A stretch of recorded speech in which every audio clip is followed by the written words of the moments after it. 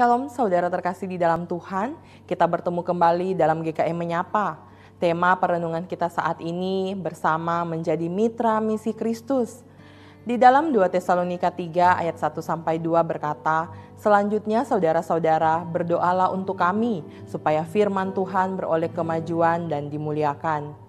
Sama seperti yang telah terjadi di antara kamu, dan supaya kami terlepas dari para pengacau dan orang-orang jahat, sebab bukan semua orang beriman. Saudara yang dikasihi oleh Tuhan, di tengah kenyamanan hidup, seringkali gereja dan orang percaya lupa bahwa Injil belum sampai ke banyak hati dan tempat. Rasul Paulus, seorang misionaris besar yang dipenuhi semangat pelayanan, tidak pernah merasa cukup hanya dengan pelayanan yang sudah dicapainya. Di dalam suratnya kepada jemaat di Tesalonika, ia memohon doa agar Injil terus maju. Kalau kita melihat ayat yang pertama, ada kata berdoalah untuk kami. Rasul Paulus meminta dukungan doa bukan demi kenyamanannya, tapi agar firman Tuhan beroleh kemajuan dan dimuliakan. Ini menunjukkan bahwa keberhasilan misi Injil tergantung pada kuasa Tuhan, bukan hanya strategi manusia.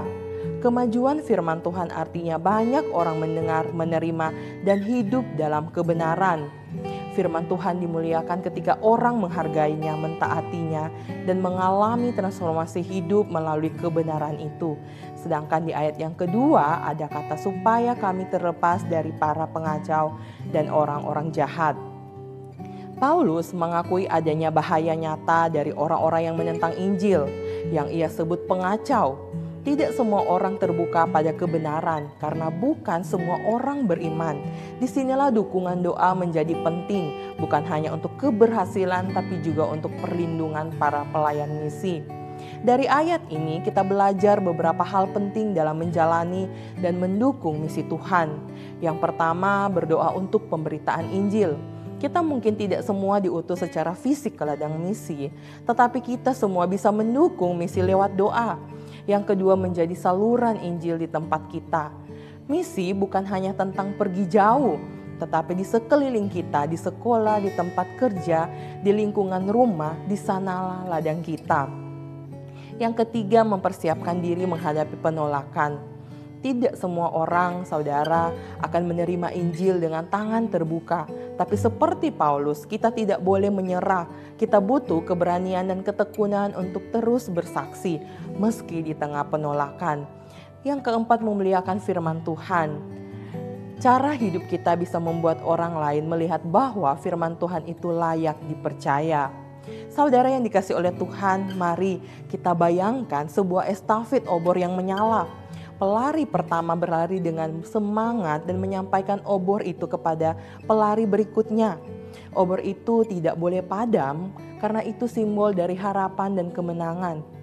Misi Tuhan seperti obor itu harus terus diteruskan. Paulus telah membawa obor Injil ke berbagai kota dan bangsa. Kini giliran kita. Doa, kesaksian, dan pengorbanan kita adalah bagian dari estafet terbesar itu. Misi bukan hanya tugas para penginjil, tetapi tanggung jawab seluruh umat percaya. Dunia masih dipenuhi oleh jiwa-jiwa yang belum mengenal kebenaran. Ada banyak orang jahat yang menentang, tetapi ada jauh lebih banyak orang yang haus akan kasih Tuhan. Marilah saudara kita berkomitmen menjadi bagian dari gerakan besar ini. Dengan hidup memuliakan firman-Nya, dengan berdoa bagi para pelayan misi, dan dengan berani bersaksi meski harus menghadapi tantangan. Kiranya Tuhan memberkati kita semua. Amin.